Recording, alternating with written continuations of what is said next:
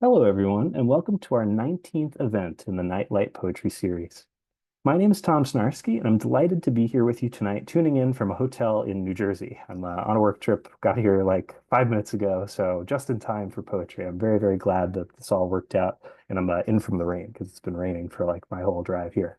I'm especially glad, one thing that's going to brighten my evening after this rain is welcoming this stellar group of readers. We have for you tonight performances, poetry, readings, etc. by Sophie Klahr, Corey Zeller, Julián Martinez, and Alison Lubar. It's going to be an incredible group of folks, and I'm just like so happy that everything aligned so that they could all be here tonight to read. Folks whose work I've been reading and excited about for a long time. So this is like really, really lovely.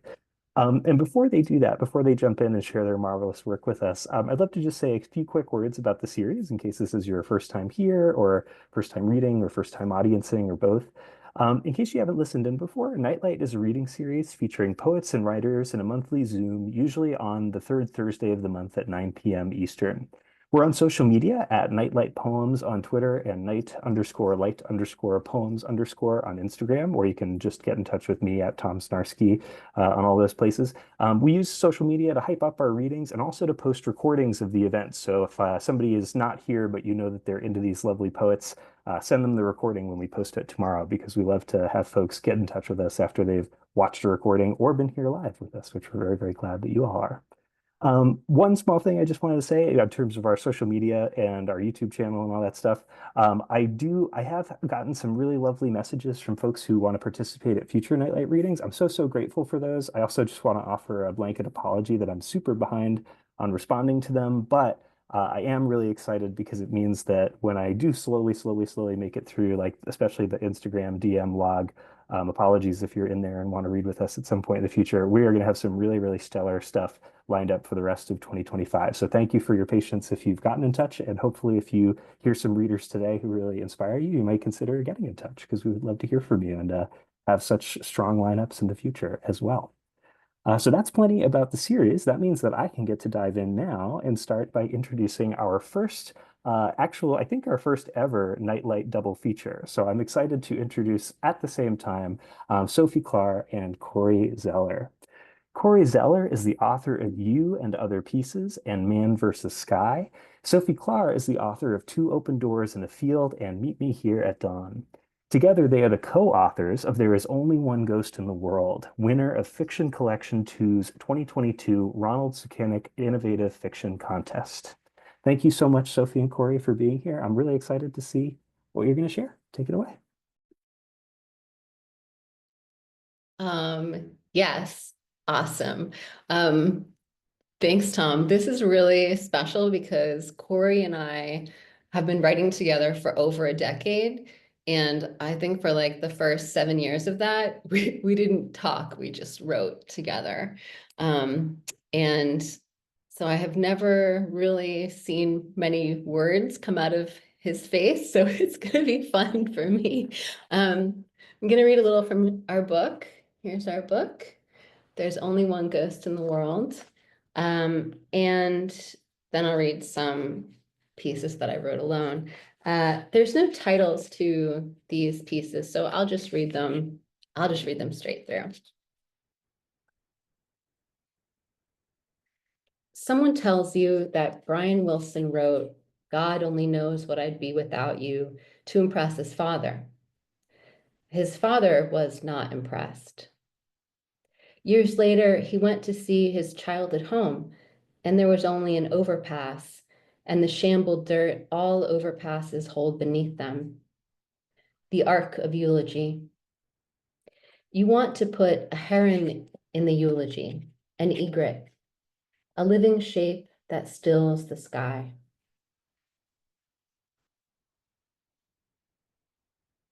Everything I learned about gender as a child now makes me ill. The triangle torso of a woman on a restroom door like a caution sign, the false exclamation point invisible inside her. I do not want to be pressed against a pronoun or to ever press a child against one. I want to be like the jungle frogs who can impregnate themselves, and I want to choose not to. I want a lover who will bring me small, useless things. A keychain from Roswell, a lollipop with a scorpion in it, a magnet in the shape of a state. It turns out I can forgive almost anything so far. I think of words that look the same but mean different things. Refuse, refuse. Lie, lie. Entrance, entrance. How wind can wind. I have a certain kind of nature. If left alone and wet, a cloth of kerosene may burst into flame. Sometimes I get a word caught in my mouth, a word like forsythia or vertebrae. If you listen closely to the lyrics of disco, so many seethe with refusal. You dance and you shake the hurt, goes one song. Disco has much to do with pointing as you dance. This is what I will do, says the pointing. The pointing of a finger extends a body beyond its space, takes up the air, affirms what is. What's next? All the love in the world can't be gone, goes one song. All the need to be loved can't be wrong.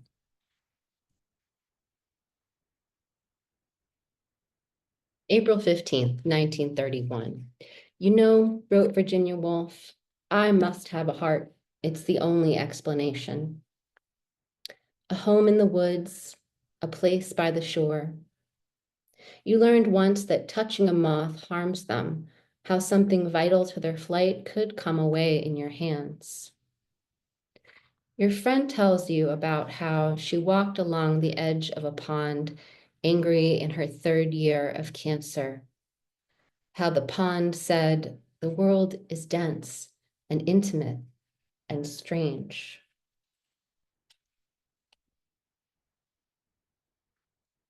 Your father teaches you to ride a bike by holding a handful of M&Ms and running ahead of you far down the long road beside the lake. If you catch him, you can have the M&Ms. It sets a precedent. One has to be hungry. How many syllables are there really in memory? Memory? I believe it depends on how badly you want it.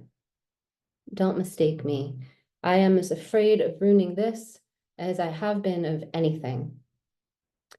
I don't know if I believe anymore that there are best words in their best order. There is only what one leaves behind. I hope that you can't hear the demonic ice cream truck outside my window. You can't? Okay, that's just me, torture. Super.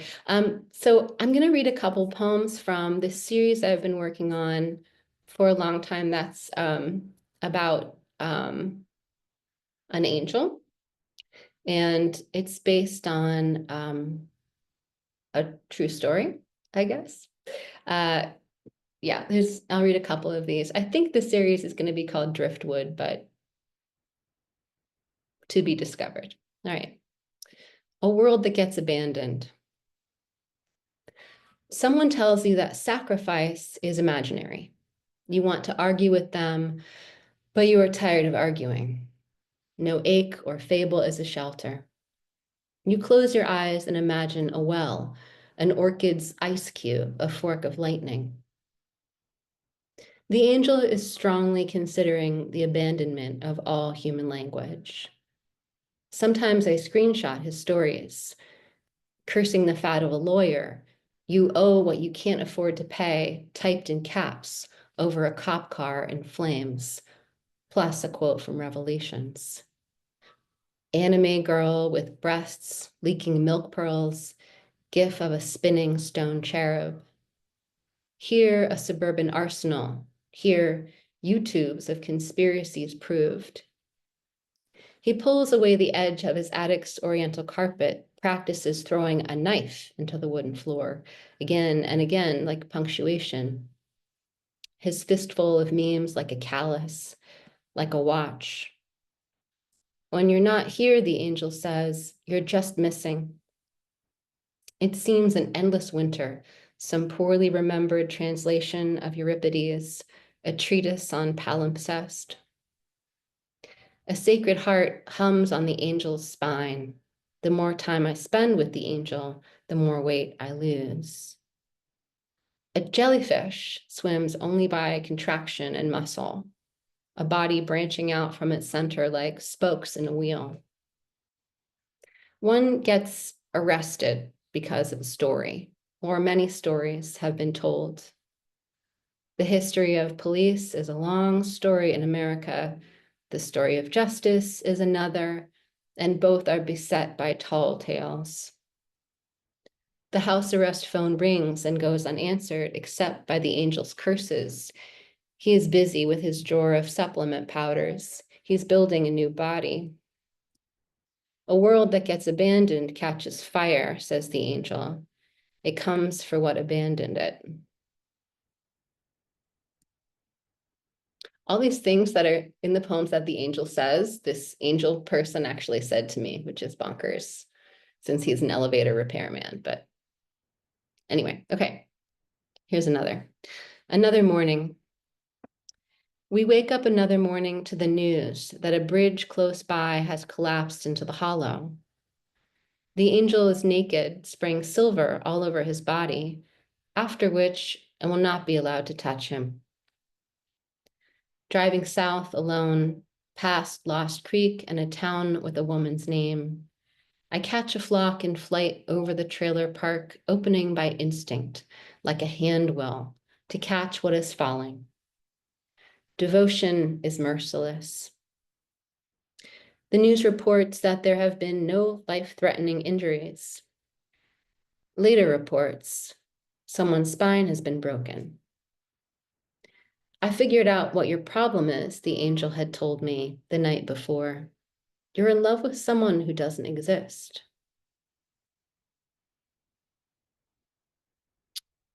Last angel poem. During house arrest. During house arrest, the angel discovers the limits of a window. Parole allows a few hours each week, a trip to the graveyard, to the dispensary.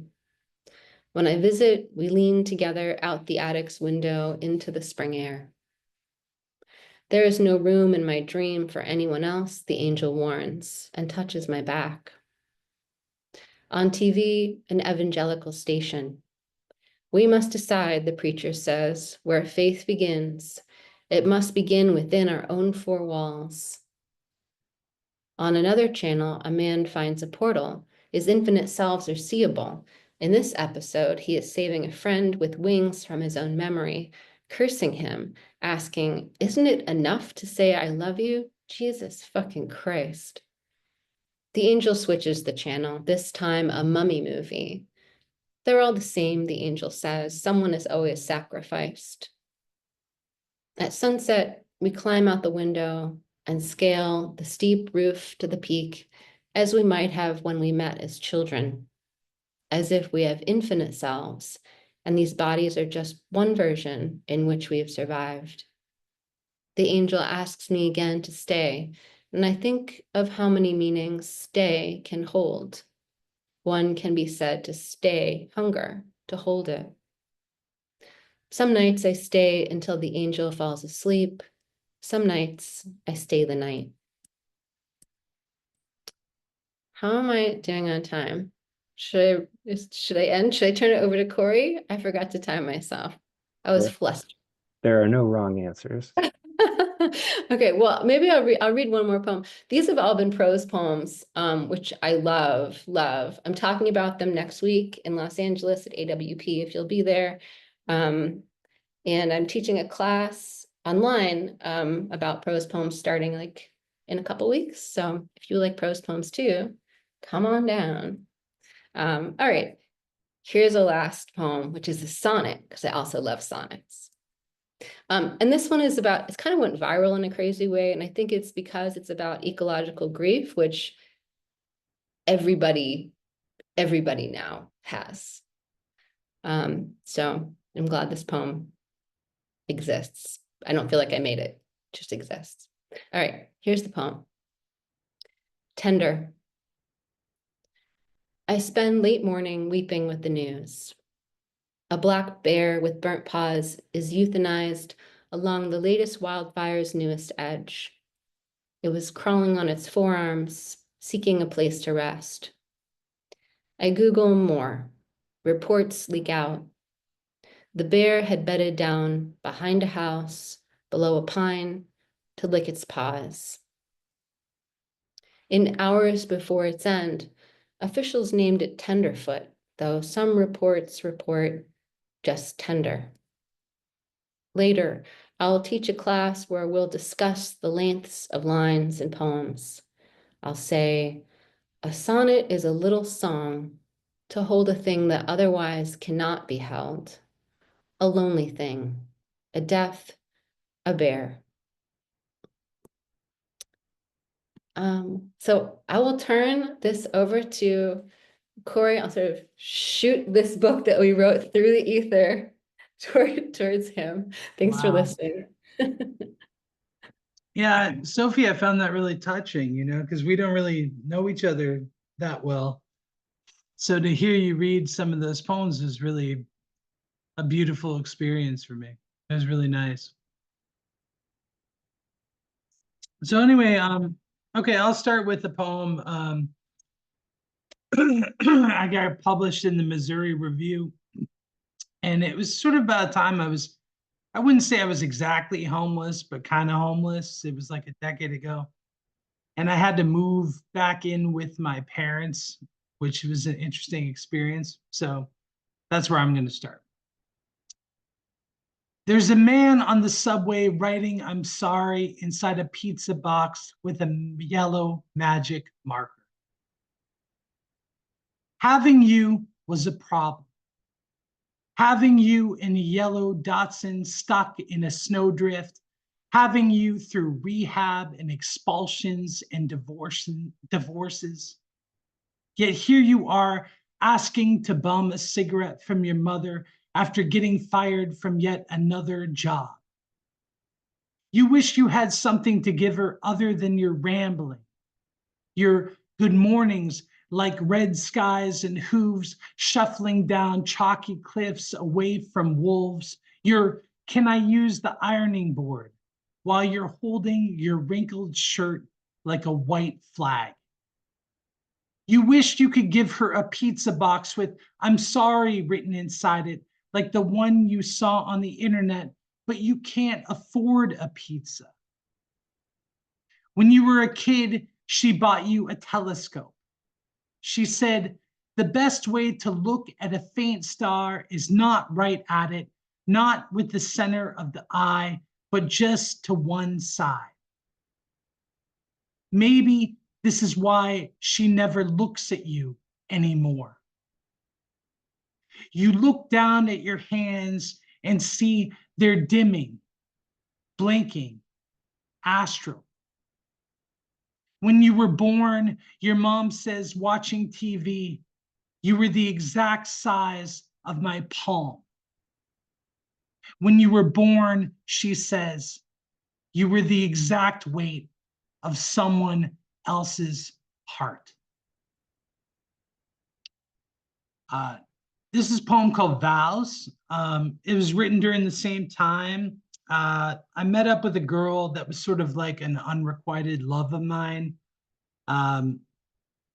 We met at the park. She had her kid, I had mine, and it was starting to storm. So that's where this poem comes from, and it was in 9th letter. Vows.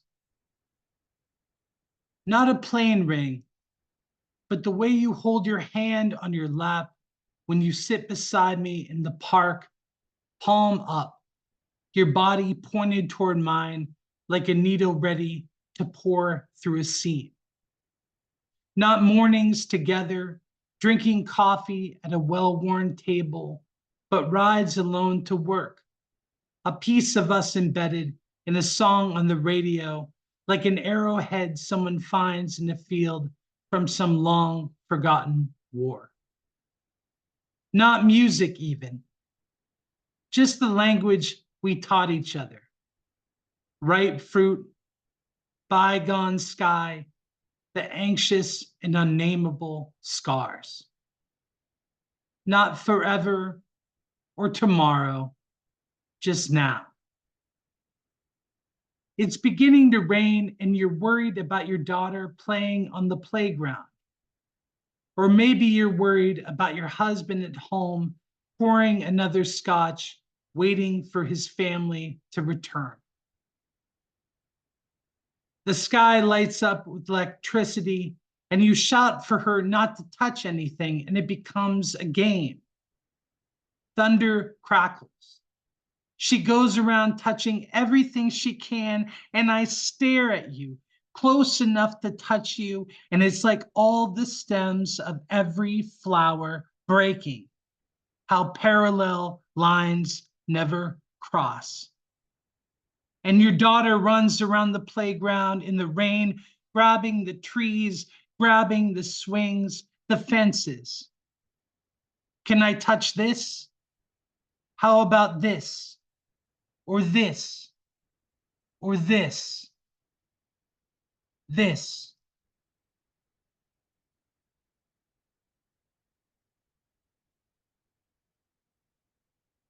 So this is a very millennial poem that I got published in Poetry Magazine. I don't know why I think it's very millennial, but I guess I'm like a older millennial now, and it just seems like of the time. In times of the most extreme symbols. We spend the evening listening to folk songs from the early 2000s. Make a stew. Cut carrots the color of Halloween or your brother's nail polish. Ribeye and onions, oyster mushrooms dug out of the earth by some guy at the farmer's market who always wears a t-shirt with a picture of the earth on it, as if that means something, as if we've forgotten where we are. We remember when we first heard the word organic, first heard text and meme, GIF and kale, run and scatter. How proud we were in 2014 that we'd never cheated on our spouses, that we'd never bought a cell phone. How far now we've strayed from where we thought we had gotten, what we'd become. Which is what really but a battered sign on someone else's highway. All the miles they've made from every version of themselves. None of it matters though, not today. We found ourselves here in 2024 and there's no search party, no last goodbyes. We grow beards. We learn how to knit, how to thrum some kind of music out of where there are no strings. We sit down to our dinner and the dark presses itself against the windows as if it were hungry. And it is. It always was. Thank you. I appreciate the snapping. Really appreciate it. Thank you. So this is a poem that came off of Frank O'Hare, and it's called the title. A lot of these titles come from other poets. I can't like remember every fucking poet that I took it from. So this is from my book. It's coming out with BOA editions in 2027. Haven't announced it yet, but as if anybody fucking cared. Sound the announcement, you know. But this is off of Frank O'Hara. One hand flat against the trapdoor, the other hand knocking. I have never collapsed, but I have lived like a crushed diamond below a rope of pearls, like smoke rings from a rich girl's mouth, like a nightmare of certainty, that same certainty one only has with love. No, my dear, I've never collapsed, but I've injected a red needle with a red dream, broken beds, broken psalms, broken the heart of someone else's book, tattered and earmarked and emerald green, tested the waters only to find I was flying. And flying was much lonelier than I imagined, much colder, colder than sinking, colder than drowning, colder than the bottom of the blackest boat. No, I've never collapsed, but I've worn the name brand clothes of the dead out dancing. I've felt their deadness dance inside me like a light that knows it's only shining to keep the darkness bored, to keep it twiddling its bruised and unbandaged thumbs. Light for the simple fact of brightness. No, dear, I won't go down because your pills have a prescription for me, because your sadness is a paper crane I'm unfolding, a bird becoming an empty page, a blankness where a child practices spelling their name, always spelling it wrong. No, dear, I haven't fallen, but how I've fallen, like the spine of a skyscraper snapping, like the world's very first and only leaf, because there had to be one, right?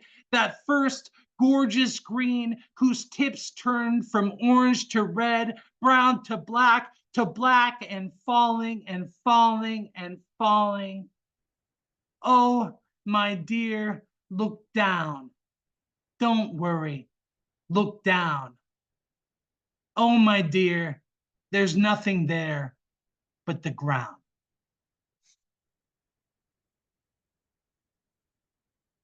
So I'm going to read a poem that really reminds me of Sophie. Sophie from our book.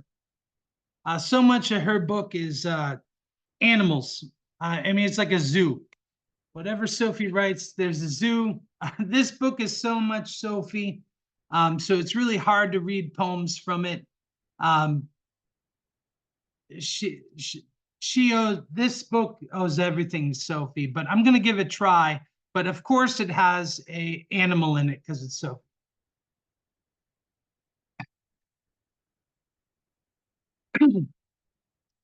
A donkey named Stella is born without eyes and almost dies as a baby because she cannot see to nurse. When she is 2 years old, some volunteers at the farm sanctuary think of playing music for her. They bring a boombox to the stable, turn on a religious station. A choir sings in Latin. In Egypt, scientists put a mummy in a sarcophagus inside an MRI machine. They found a way to recreate the mummy's vocal cords inside a computer. Your son shows you a video of the voice.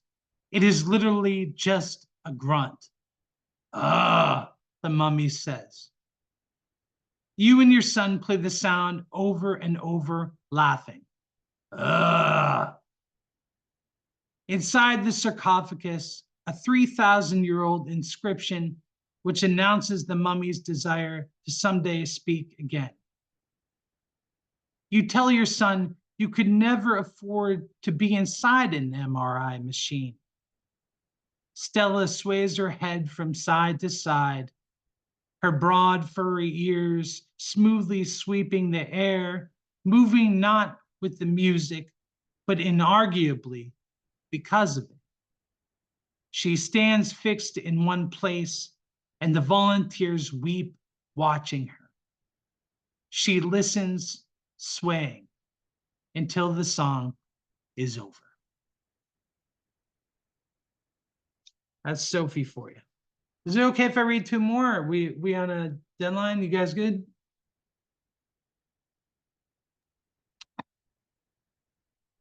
Again, I don't know where this title comes from. It is hard to be angry with you while levitating 5 inches off the floor. It is hard to be angry about the rent when each dogwood blossoms on the avenue in gorgeous devotion.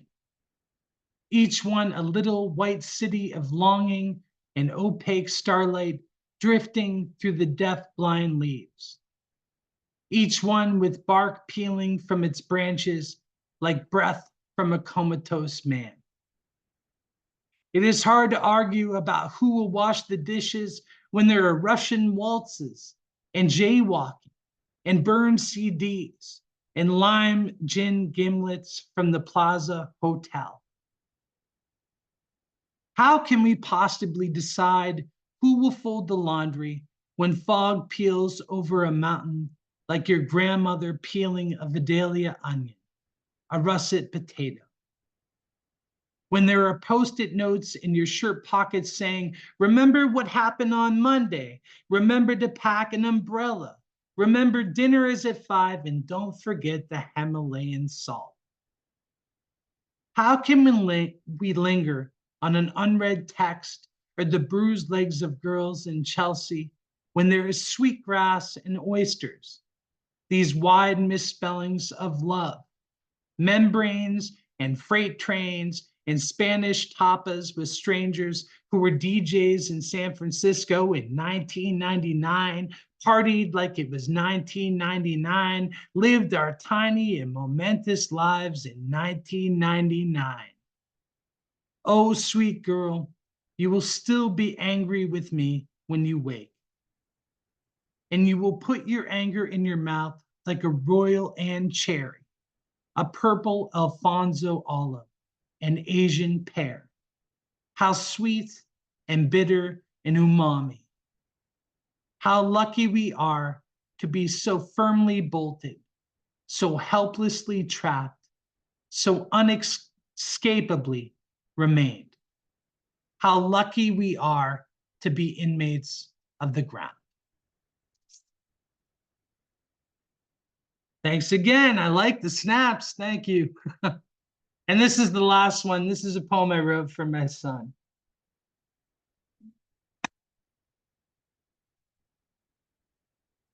And what's the work to ease the pain of living? My girlfriend is compiling a series of videos to celebrate the 50th wedding anniversary of her Nepali parents. In one video, a Nepali uncle talks about her father. You were with me the first time I tasted chocolate, the uncle says. You gave it to me. I remember, he continues. You were the first person in our village to show me a color photograph.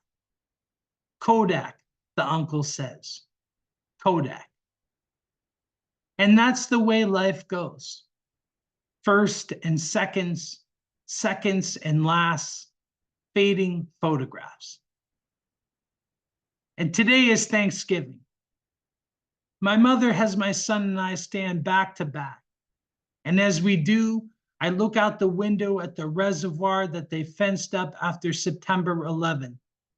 My friends and I would drink cheap beer up there at night as teenagers, high on a hill, looking out at the city, trying to see our lives in the distance, trying to see anything at all, smoking weed and staring at the stars.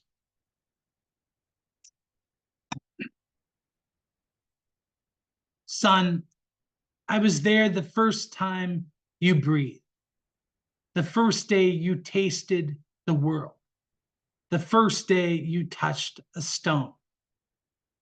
And now, as I look out at that hill, once so large to me, I discover you are taller than me. You are taller than anything I'll ever become. You here with your back against mine, like two arrows on an ancient road sign, like two sides of a weather vane spinning in the wind, always together, always connected, yet always blown apart. Son, there are so many things that matter more than what you can see in the distance, at a distance. Son, there are so many things that matter more than stars. Thank you.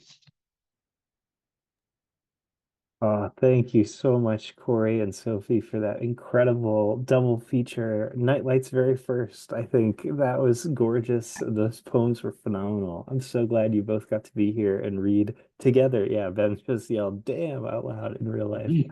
Glad to hear it. Glad to hear that from Ben, but also those wonderful, wonderful poems from Sophie Klahr and Corey Zeller. Sophie and Corey, you can find on Instagram at Sophie and the Choices and at Corey Zeller, and on Twitter at Sophie Klahr and at Corey Zeller. And Sophie, I think, is also on Blue Sky at Sophie Klahr.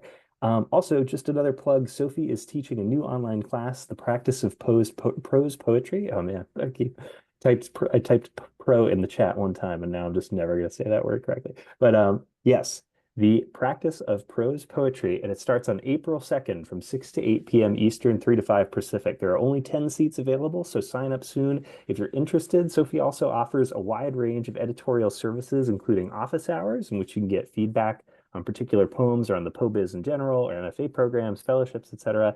Whatever you need, all listed on sophieklar.com. And Corey, can I put you on the spot and ask what your book's going to be called when it comes out? Yeah, it's let me think about it. Often you light a fuse to prove you won't explode, and it'll be out with BOA in 2027. Nice. Keep an eye, set your calendar for this new Corey Zeller book coming out. This is a beautiful thing to get to announce. So maybe you'll get to hear yeah, more of it, I hope, in the future. Yeah, and I hope if you guys are at any of my readings in the future that just pretend you didn't hear this. Okay. Sounds good. We will be Just be like, equally oh, these poems glad suck. Shout out to Ben too, because Ben was really nice about me and Sophie's book. So just shout out Ben, shout out Tom, and thank you guys. Thank you all. I appreciate it. Yeah, thank you too. Shout out to Ben Nespajani, an honorary Nightlight lifer. I will let's go with that title. Wow. Cool. It's always a little weird to get to this point because introducing our second reader is also introducing the middle of the reading because of our double feature. But I could not be happier to be introducing our second reader, someone whose work I'm sure many of us have encountered online and whose work is just phenomenal and exciting. And that is Julián Martinez. Julián Martinez is the son of Mexican and Cuban immigrants and is from Waukegan, Illinois. His work has appeared in Had, Little Engines, the Sonora Review, and elsewhere. His debut chapbook, This Place is Covered Head to Toe in Shit, is out now from Ghost City Press. He loves Chicago so much, he's marrying it. Julián, thanks for, before your nuptials with Chicago, taking some time to, bachelor party it on up with Nightlight. Take it away. Thank you. Did you hear that? Yeah. You heard that? I'm asking my fiance if she heard that. Cool. That was a surprise for her. But yeah, we are diehard Chicagoans, and That's awesome. I love that you shouted out your girl. yeah, man, marrying it. Yeah, That's good. ring on it. Thanks, y'all. Real excited to be here. Y'all rock. Y'all are awesome. And let's get to it. This first piece is called Goat Balls. You get them served on a plate in Olean, Missouri. Tastes like chicken, though they don't go down as easy. Sack lunch, they call it on the flyer of the annual Testicle Festival. You're attending for the first time. They got food, drink, merchandise, free parking, a cornhole contest, a beard show-off contest, but most enticingly, a ball-eating contest. They don't call them that, of course. Cowboy caviar, Rocky Mountain oysters, tender groins. You retired your boxing gloves just last week for your mental health, but you could make it in Olean, you tell yourself. You hear your name on the speakers. You puke before the clock starts. You find yourself signing up at testicle festivals all around the South and Midwest. You lose, and you lose, and you lose, and you lose, and you lose, but you've never felt hungrier until you're sick with it, until you're in a hospital bed with vitamins in your arms, until you're released but you're back eating nothing but frozen goat balls bought off the dark web. You stop showing up to work. You run out of money in 3 months, spent it all on balls and boxing club memberships you forgot to cancel. You forgot anything but protein. You're the Thanos of manhood. It's been an exact year when you park for free in Olean again.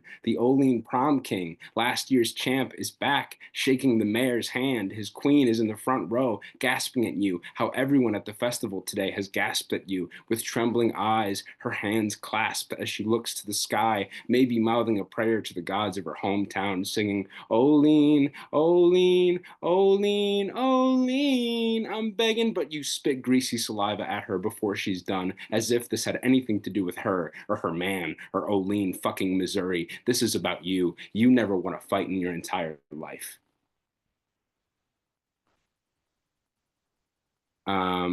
This next piece is called Cleo.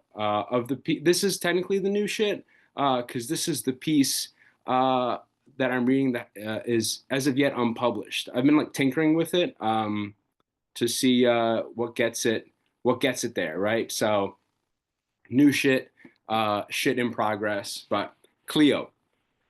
Her jeweled hands passed over the crystal ball like ocean waves. She told me exactly how I'm supposed to die, an infection in my skull after a fall from a stranger's window. At one point, I asked her how she could be Miss Cleo when the Miss Cleo from TV had passed away. She froze, index finger tickling my palm's heartline, candlelight painting the maroon of her nails a deep shade, and took a breath of the Nag Champa basement air. She exhaled with a chuckle, and, dropping her Caribbean accent, she said, It's a persona owned by the company I work for, my dear. I thought then that I'd fallen for a scam, but she proceeded to lay my life open like the tarot cards she had me shuffle. She knew me better than anyone ever had. Every embarrassing habit, every good thing about me. She said I would soon go through tough financial times. This was a couple weeks ago. Then yesterday, my boss called me into the conference room and told me I was being laid off. Miss Cleo said I'd be falling in love sooner rather than later, which I found hard to believe until the memory of her dark brown eyes and silky fingertips kept me up all last night. I came back for another reading this morning, but the neon sign in the house's window is gone. I called her company's 24-hour hotline a dozen times, but it was never her. The ladies' Caribbean accents sounding forced and offensive coming out of them. They all said they were Miss Cleo, but the real Miss Cleo is out there. Not the real Miss Cleo, but my Miss Cleo. I love her. I need her. I don't care how I die anymore. I need her to tell me how I'm supposed to live. That was fucking dope, man. I love that. Fucking love that. Oh yeah, man. Thank you. Thank you. This next piece is coming out in a couple weeks in HAD. It's called Cartoons. The rental car the insurance company gave me after the accident was great.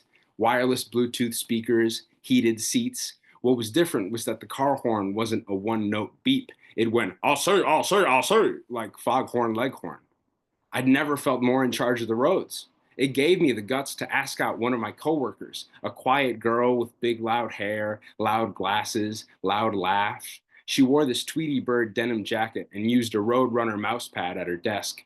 We started carpooling, then I was staying at her apartment. Every major and minor Looney Tunes character had a poster on one of her bedroom walls. It was freaky that they watched us, but she was really into it, so I was too.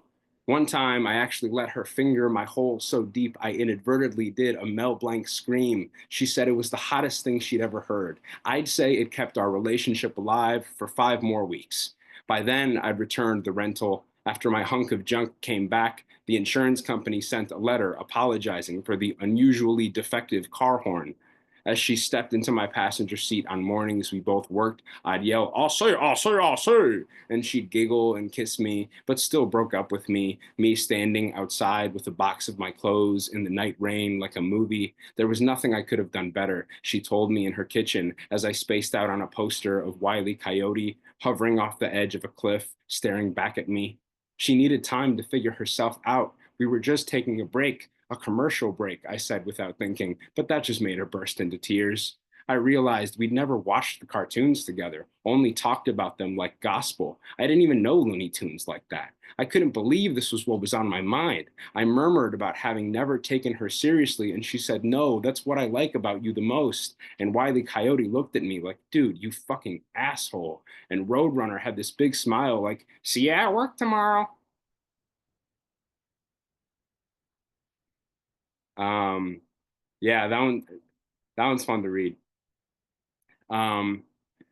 This next piece is the one that Tom hit me up about after it got published. So excited to share it. Let me drink some water real quick.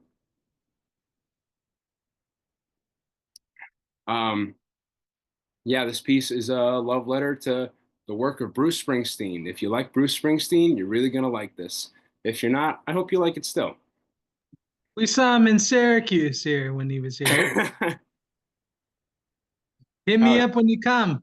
I'm in Syracuse, want to come? You got a place to stay. Let's do it. This is called Boss World. The Bruce Springsteen themed amusement park was a bust. Their big attraction, a whitewater rafting ride called The River, was closed due to a water shortage or on account of the economy, were some theories I overheard.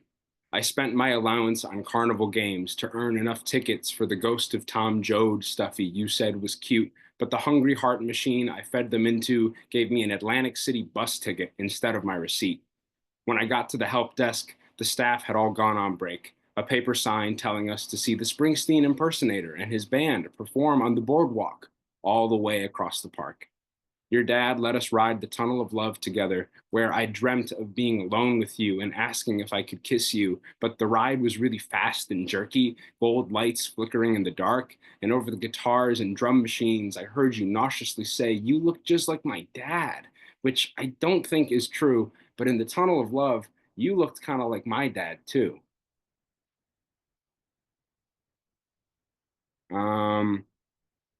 This next one, since we're talking about Chicago and love, is part of a series I was working on for a while called Apocalyptic Date Ideas, where I would take memes that I saw online and use them as like the launching pad for love poems by like situating my partner and I in them. This is called Apocalyptic Date Idea number 17. What if we kissed in the governor of North Dakota's office behind the mural of Phil Jackson? This is a real thing. In the governor of North Dakota's office, there is a mural of former Bulls coach Phil Jackson and coach of other teams, an athlete in his own right. But it's really bad. It's really poorly done. Hilarious. For real? Yeah, it's awesome. Look it up. It's really funny. But we're both really big. We're both basketball fans. We're both Bulls diehards. So, what if we kissed in the governor of North Dakota's office behind the mural of Phil Jackson? 5 eras of Phil smiling down upon us. Gray-haired sacred hoops Phil in the center, mellow and resolute in his gray suit like God, though I'm sure he'd resent that comparison, scoffing while cleaning his 13 championship rings, chuckling, cracking his knuckles. Let's kiss with our hands at our hips like Phil, pushing our blazers back and showing our suspenders and belt buckles. Kiss me like it's game 6, and the Bulls are the best on the paint again. Chicago's red neon heart may crumble into the underworld, but all that matters is how effortlessly we slide as one. Kiss me by the water cooler, so Dennis Rodman freaky that the governor's secretary can say nothing. Kiss me wet and sloppy, the confetti's coming down. Let's bathe each other in Gatorade, be banned from North Dakota, and get a hero's homecoming in Chicago. This is another one of those. It's called Apocalyptic Date Idea number 69. What if we kissed at the Tony Soprano statue in Lithuania, in boxers, in bathrobes, coffee mugs in our hands, and walking towards bad news at the curb of a depressive season, Tony at Y2K, you and I at the rotten end of a consumer culture that's ruined our planet. Kiss me like Tony and Carmela kissed just one night, when they made up after a fight and the Otis Redding kicked in, when they tried for another baby, believing in tomorrow. And this is my last piece. Those were some older ones. I've been more on like a fiction poetry hybrid lately, kind of what I started reading. This is one of those kind of fiction poem hybrids. It's, I think, Ben's favorite piece of mine, and it's called The Life of Pablo.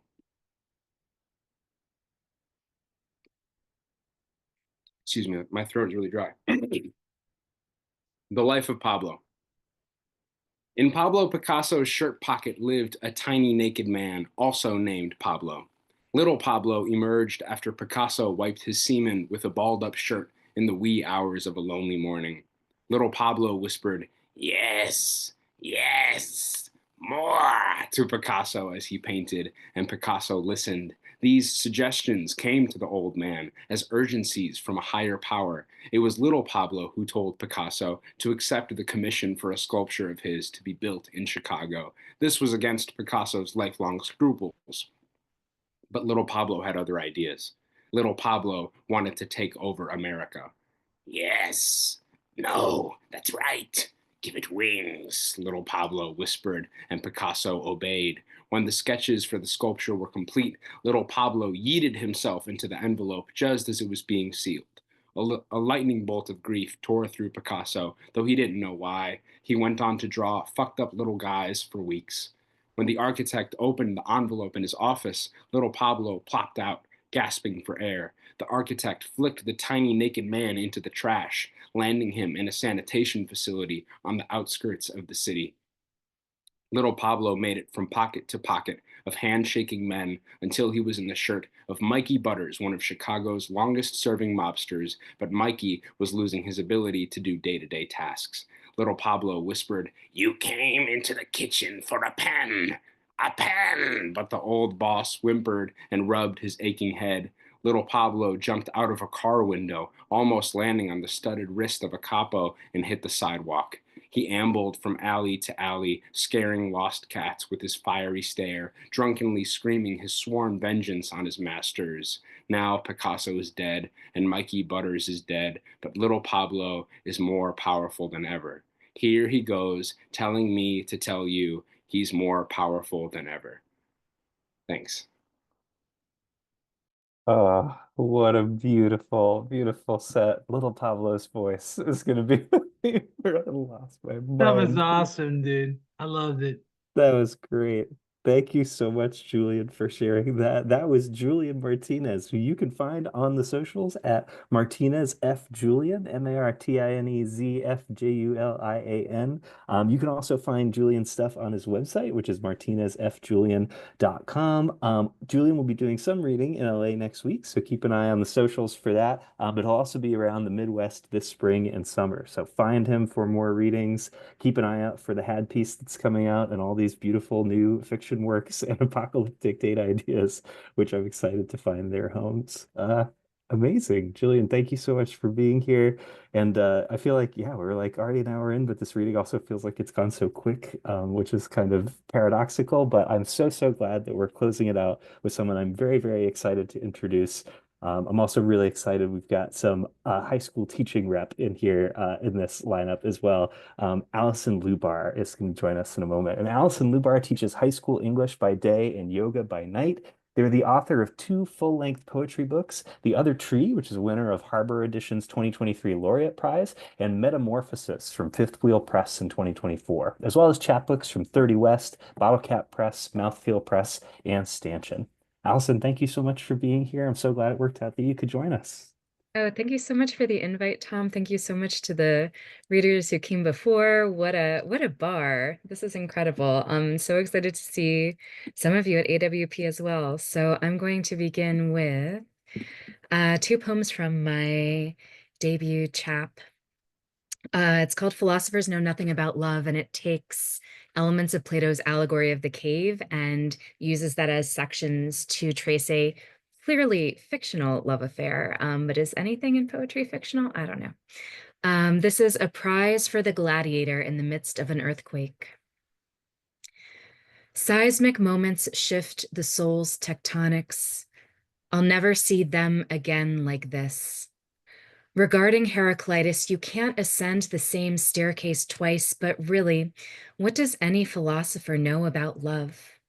Plated oysters are still alive, split by teeth, gnawed to pulp, or swallowed half whole like the loser's heart at the Colosseum. Even the pearl, rolled once in a palm, is never the same. Um, I have notes on which poems I'm going to read. Thank you. Love Downhill.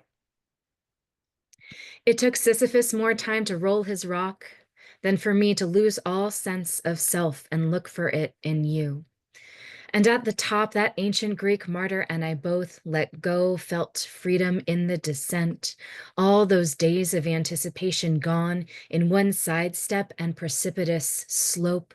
The curse is to push onwards and up, blinded by the beloved, only beholding a stony sight and unperturbed self.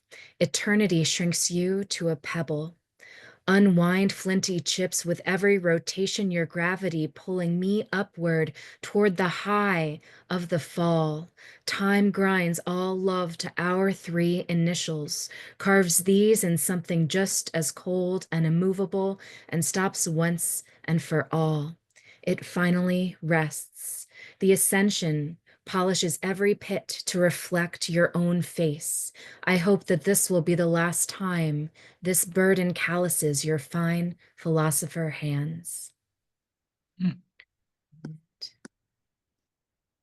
Finally, from this, a lot of times I kind of like cheat my way out of titles by using the title as the first line, and I just like boop, like just move it up.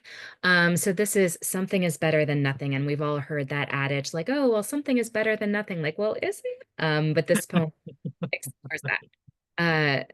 Something is better than nothing applies more to modality than the body next to you. Why is there something rather than nothing? An unopened door hides both no one and someone.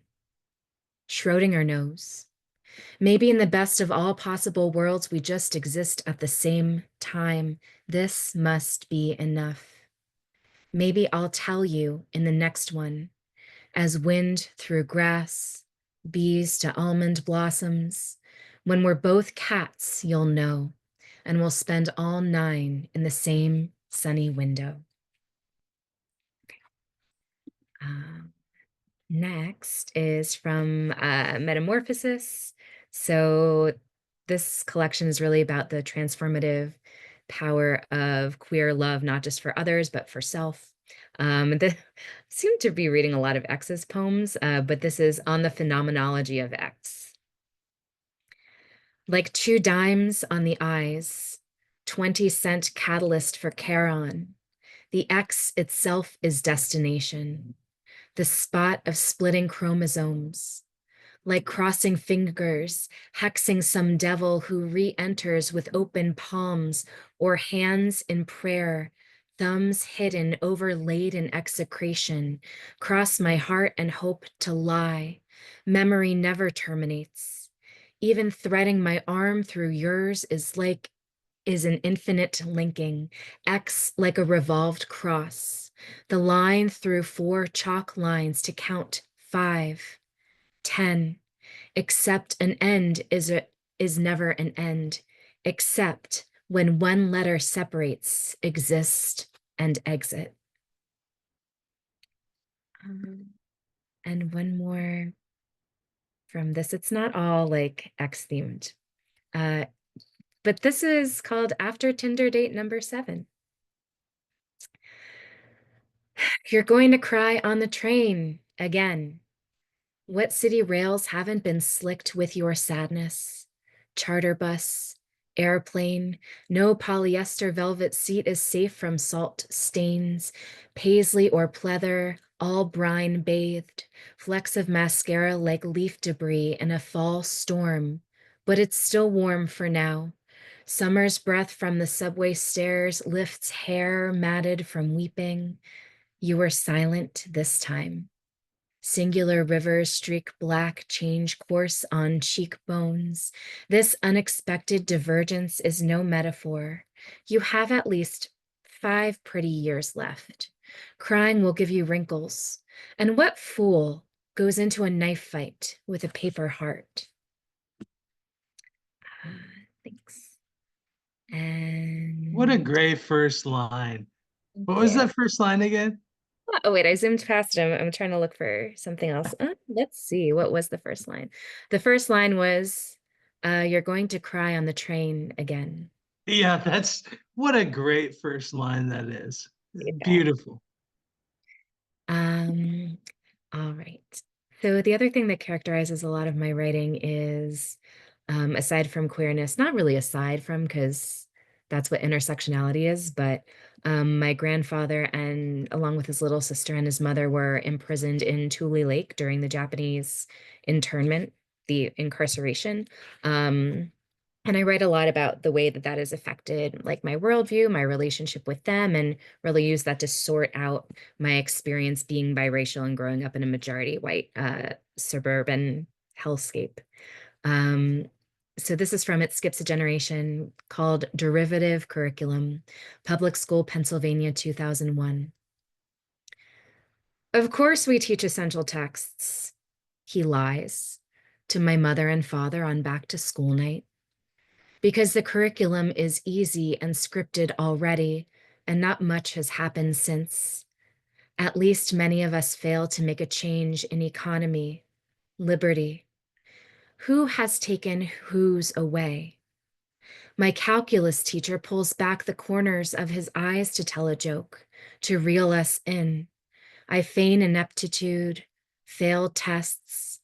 The principal swears this couldn't have happened because everybody loves him. In first grade, I make a list of people I hate, and my teacher calls my parents. I try to be unlikable. I come home to declare I am not a sheep, to be the one to separate myself, claim the other. All the while, the shame sticks in my throat like a salmon swimming upstream before it's clubbed out of the water. We never read Farewell to Manzanar. I still can't measure limits at infinity, and I continue to add their names.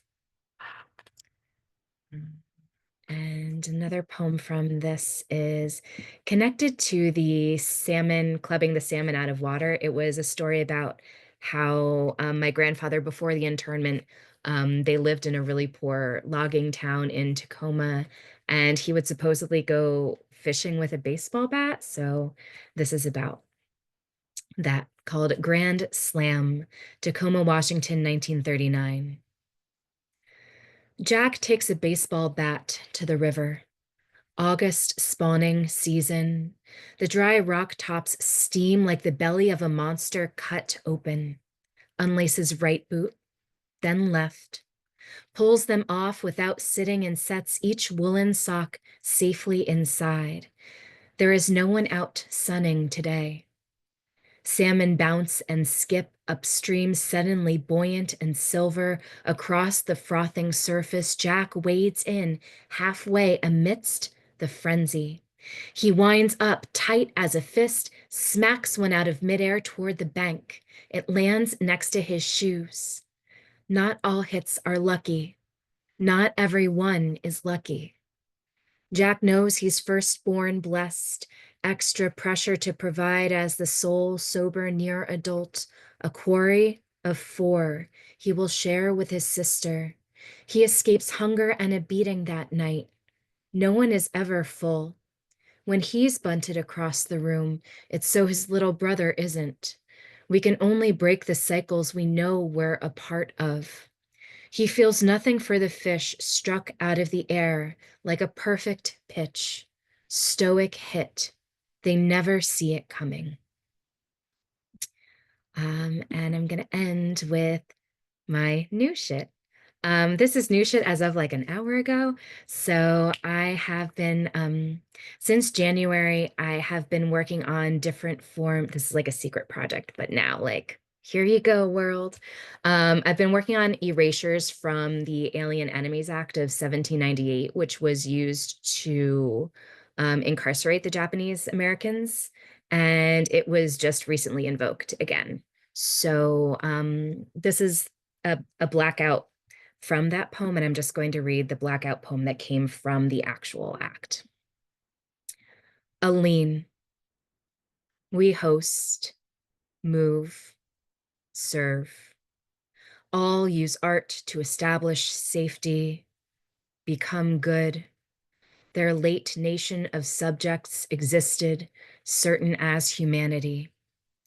Forever and ever the public tenor, a premise for justice, a nation appalled, terror, a formal cure, an order formed. All who said to depart here reside just the same.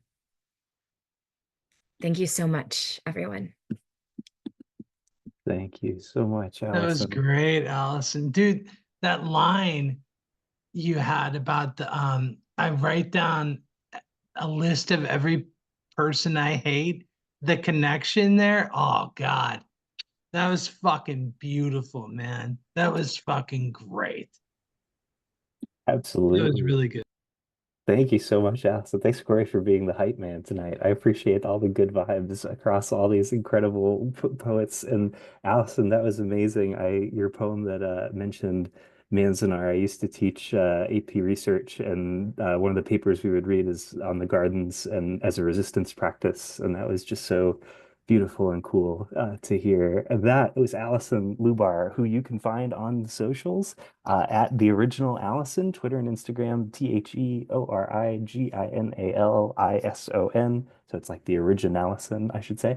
And on Blue Sky at theoriginallison.bsky.social. Probably am not saying it right, so my apologies, but I spelled it right. So that's the important thing. So you can find Alison's amazing work. Alison's work is also findable at alisonlubar.com, ALISON. lubar.com. Please consider coming to their reading at AWP for Haymarket's newest anthology, The Gate of Memory, on Thursday, March 27th at the Japanese American National History Museum. I know we're going to have a few AWP attendees here this evening, so consider dropping by if you're free on Thursday, the 27th.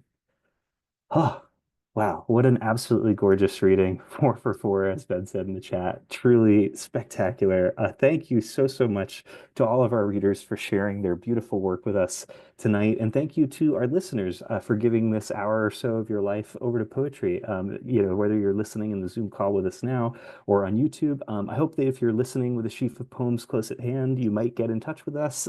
It's always amazing, not only when people come by word of mouth, but also bring their friends, as you can see. And that's just a really beautiful thing when friends read together. We always close Nightlight the same way, which is with a poem. And I'm going to read one. This is probably my favorite Ted Berrigan poem. It's called Redshift. And it's called Redshift. I was reading a lot before reading this poem about the concept of tired light, if you've ever encountered it. Basically, like they learned in the early 20th century from observation that things were, they're like what we now understand as the universe expanding. They were like, well, how come the light is so redshifted when it arrives at Earth? And before there was this idea of the expanding universe, there was this idea that maybe it's because the light is getting tired, like when it comes from these very far away stars and whatever, that it's like bumping into stuff, hitting space dust, losing energy or something. And that theory doesn't actually end up working, but tired light is a really beautiful phrase. And we found out about tired light, or we posited it because of Redshift, which is the title of this Ted Berrigan poem. Redshift. Here I am at 8:08 p.m., indefinable, ample, rhythmic frame. The air is biting February fierce arabesques on the way to tree and winter streetscape. I drink some American poison liquid air, which bubbles and smoke to have character and to lean in. The streets look for Alan, Frank, or me. Alan is a movie, Frank disappearing in the air. It's heavy with that lightness, heavy on me. I heave through it. them, as the Calvados is being sipped on Long Island now, 20 years almost ago, and the man smoking is looking at the smilingly attentive woman and telling, who would have thought that I'd be here? Nothing wrapped up, nothing buried, everything, love, children, hundreds of them, money, marriage ethics, a politics of grace up in the air, swirling, burning even or still, now more than ever before. Not that practically a boy, serious in corduroy car coat, eyes penetrating the winter twilight at 6th and Bowery in 1961. Not that pretty girl, 19, who was going to have to go careening into middle age so to burn and to burn more fiercely than even she could imagine so to go. Not that painter who from very first meeting I would never and will never, or would never and never will leave alone until we both vanish into the thin air we signed up for and so demanded to breathe, and who will never leave me, not for sex nor politics nor even for stupid permanent estrangement, which is only our human lot and means nothing. No, not him. There's a song, California Dreaming, but no, I won't do that. I am 43. When will I die? I will never die. I will live to be 110, and I will never go away, and you will never escape from me, who am always and only a ghost, despite this frame, spirit who lives only to nag. I'm only pronouns, and I am all of them, and I didn't ask for this. You did. I came into your life to change it, and it did so, and now nothing will ever change that, and that's that. Alone and crowded, unhappy fate. Nevertheless, I slip softly into the air. The world's furious song flows through my costume. Nice reading, Tom. Nice reading.